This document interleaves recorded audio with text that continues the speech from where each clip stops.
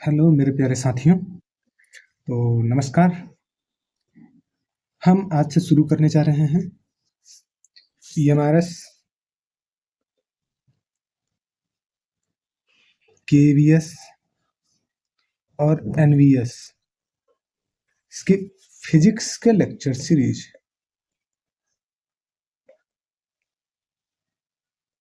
ठीक है, ये आपको ध्यान देना है इस बात पे। ये लेक्चर सीरीज टोटली सिर्फ फिजिक्स पे है। इसमें हम लोग MCQ भी करेंगे और मेंस की राइटिंग भी करेंगे। ठीक है, यहाँ पे क्योंकि टाइम कम है तो हम मेंस जो रहेगा वो PYQ पे रहेगा। ठीक है, मेंस किस पे रहेगा? PYQ। और ये PYQ आया लिया कहाँ है, किस बेसिस किसका रहेगा? तो जो PYQ का बेसिस है भाई, वो UPPCS मेंस फिजिक्स का रहेगा। ठीक है, UPPCS मेंस फिजिक्स का बेसिस रहेगा। अच्छा, यहाँ पे हम क्या करेंगे भाई? ऑन द स्पॉट राइटिंग करेंगे।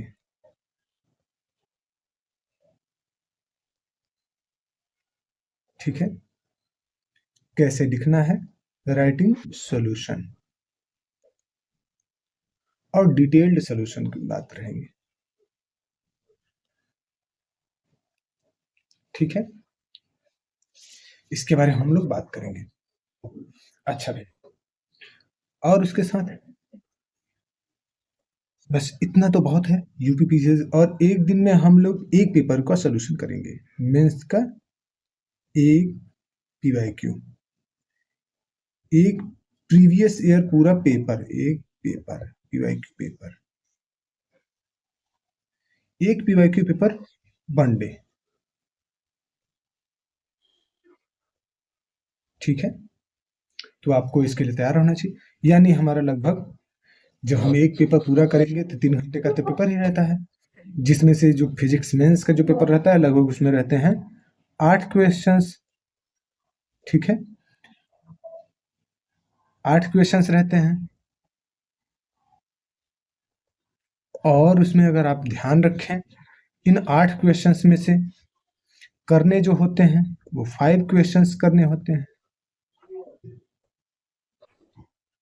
ठीक है, बात आप समझ रहे हैं? 8 क्वेश्चंस में से हमको सिर्फ 5 क्वेश्चंस करने होते हैं। अच्छा, इनमें भी अलग अलग एक क्वेश्चन के 3 पार्ट रहेंगे। एक क्वेश्चन के 3 पार्ट रहते हैं, A, B और C। इस तरीके से क्वेश्चंस रहेंगे।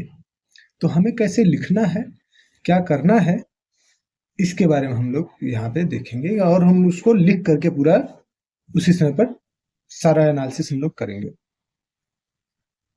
रही बात MCQ के लिए हम जो बेसिस रखेंगे, हालांकि थोड़ा सा जो EMRS और KVS में आएगा उससे हल्का सा बेसिस उसका हल्का सा ऊपर रहेगा, अप लेवल रहेगा, थोड़ा अप लेवल का रहेगा। बहुत कम ही अप लेवल का रहेगा, लेकिन थोड़ा सा बेसिक के साथ एकदम रहेगा। यहाँ पे आपके कॉन्सेप्ट क्लियरेंस होगा।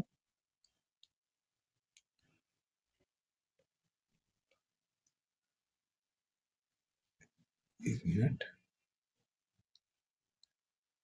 कॉन्सेप्ट क्लियर किया जाएगा। साथ ही एक चैप्टर से, यानी उसमें लगभग 27-28 चैप्टर्स हैं, एक चैप्टर से 5 क्वेश्चंस लिए जाएंगे और कुल किए जाएंगे एक दिन में 40 क्वेश्चंस टू 60, ठीक है, विथ डिटेल्ड सोल्यूशन।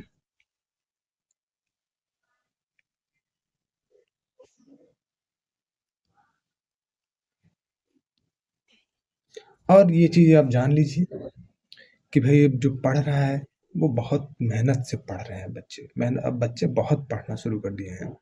वो पहले का जमाना नहीं रह गया है कि नहीं बच्चे पढ़ नहीं रहे हैं या फिर ना, उनके पास जिन जो पढ़ाकू हैं उनके पास कंटेंट की कमी नहीं है, वो कहीं न कहीं से पढ़ ही ले रहे हैं। जो पीछे हैं वो पीछे ही रह जा रहे हैं अभी भी, ठीक है।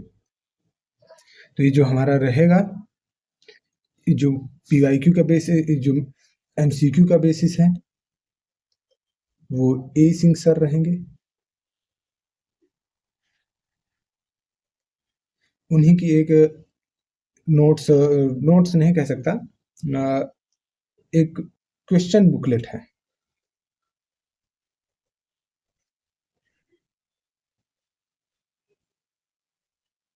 ठीक है। एक क्वेश्चन बुकलेट उन्होंने दिया है, वो मेरे पास है फिलहाल।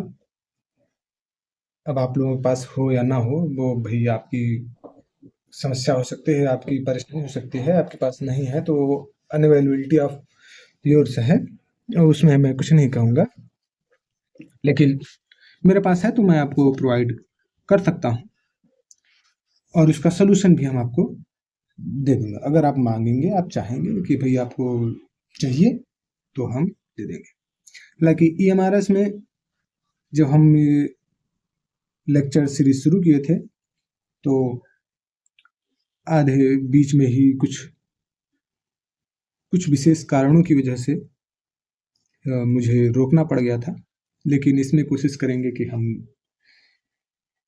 पूरा का पूरा इस कोर्स को समाप्त ही करें विद इन लिमिट। तो अगर आप मुझसे जुड़े रहते हैं तो इसमें फ़ायदा आपका ही है। जैसी आपकी मर्जी होगी, जैसे आपका डेडिकेशन होगा वो आप जाने। बाकी मेरा अपना काम है भाई, मुझे अब मैं शुरू कर रहा हूँ इसको, तो भगवान से यही कहूँगा कि इसको मुझसे पूरा कराएं।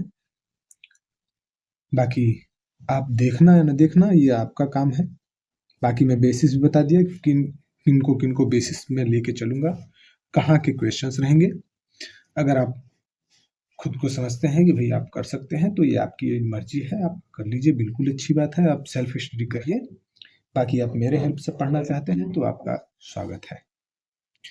तो हम लोग सीधे हम क्वेश्चंस रखेंगे जब मैं पढ़ाऊंगा उसमें, तो सीधे फ्रंट पे क्वेश्चंस रहेंगे ऐसे ही स्क्रीन पे, और उस पे सोल्यूशन उसका मैं करूँगा। बाकी बीच-बीच में ये जैसे मेरा वाक्य चल रहा है, ये वाक्यांश हमारे चलते रहेंगे, और उसमें पीडीएफ फॉर्मेट में रहेगा वो, पीडीएफ फॉर्मेट में लिखते साथ में ही लिखते जाएँगे भी, और इसका हम सोल्यूशन भी करते जाएँगे।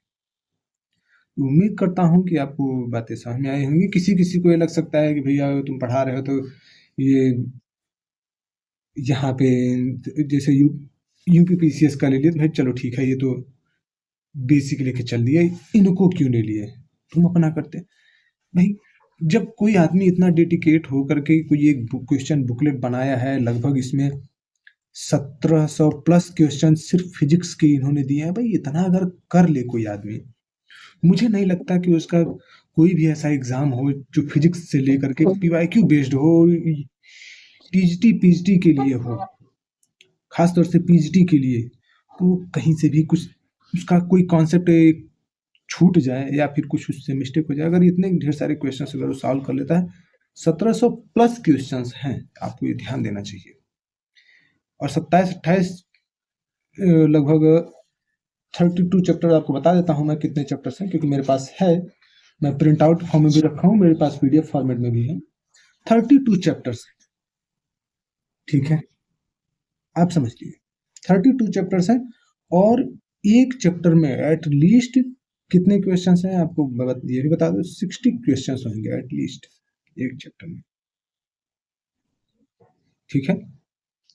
तो आप मल्टीप्लाई भी कर लीजिए, 0 हो गया, 6 दूना 12, 6 त्रिक 18, 1 19, लगभग 2000। हालांकि इन्होंने सिर्फ इतना ही लिया है 1700 प्लस, क्योंकि 60 किसी में, किसी में 70 है, किसी में 50 है। इस बेसिस पे थोड़ा एवरेज में हम 60 लेके चले हैं, तो ये लगभग इतने क्वेश्चंस हैं।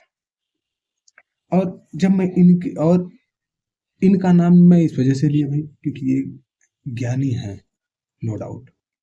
भाई ये आदमी कैबिनेट सेक्रेटरी रह चुके हैं साइंटिस्ट वाले में, ठीक है, न्यूक्लियर साइंटिस्ट वाले में। अब तो एग्ज़ाम नहीं आता है, पहले जब एग्ज़ाम आया था तो ये उस समय पर न्यूक्लियर साइंटिस्ट का सेक्रेटरीट का एग्ज़ाम इन्होंने दिया था, वो पास कर चुके थे। लेकिन हाँ, किसी किसी को लग सकता है क्या बकवास कर रहे हो, कोई इतना बड़ा पोस्ट छोड़ करके क्यों यहाँ पे आएगा। तो भैया उनकी चॉइस है, लेकिन हाँ ये बात सही है, बिल्कुल है, क्योंकि मैंने देखा भी है, उनका ज्वाइनिंग लेटर भी है, ठीक है। और बहुत पहले की बात है ये, क्योंकि उस समय तक ये कोचिंग खोल लिए थे और कोचिंग से उन्हें अच्छी खासी कमाई हो रही थी। जाहिर सी बात है भाई, जो कोई अच्छा खासा पैसा कमा रहा है, इतना बड़ा कोचिंग फाउंडेशन जिस व्यक्ति ने खड़ा कर दिया है, घर पे रह रहा है, कैबिनेट सेक्रेटरीट रहता तो उतना भाई पावर तो जाहिर सी बात है अच्छी खासी पावर रहती है। कैबिनेट सेक्रेटरी बन जाता कोई व्यक्ति तो बहुत अच्छी खासी पावर रहती है, लेकिन उनको सब नहीं समझ में आया होगा, नहीं किया उन्होंने भाई, उसको उनका पर्सनल मैटर है। हाँ, इनके बुकलेट का मैं यूज कर रहा हूँ, तो इस वजह से इनका नाम मैं दे रहा हूँ, इनको क्रेडिट मैं दूंगा। अगर ये भी मैं कर सकता था भाई उनके बुकलेट से कि उनका लोगो नाम सब कुछ रहेगा उसमें, मैं बुकलेट से उनका वाटर मार्क हटा देता, बिल्कुल हटा सकता था, लेकिन मैंने नहीं किया। उनके इतना झंझट क्यों करूं, मेरा जो काम है मुझे वो करना चाहिए। उनका वही बुकलेट है, ये इनको दे देना चाहिए इस चीज़ के लिए क्रेडिट, तो बिल्कुल दे दूंगा। तो आज के लिए भी इतना ही, धन्यवाद। और हम शुरू करेंगे कि क्वेश्चंस हम सॉल्व करें ढंग से। आप लोग हमारे साथ बने रहिएगा। तो बहुत बहुत धन्यवाद, आज के लिए इतना ही, थैंक्स। अच्छा, थैंक्स लिख दिया मैंने।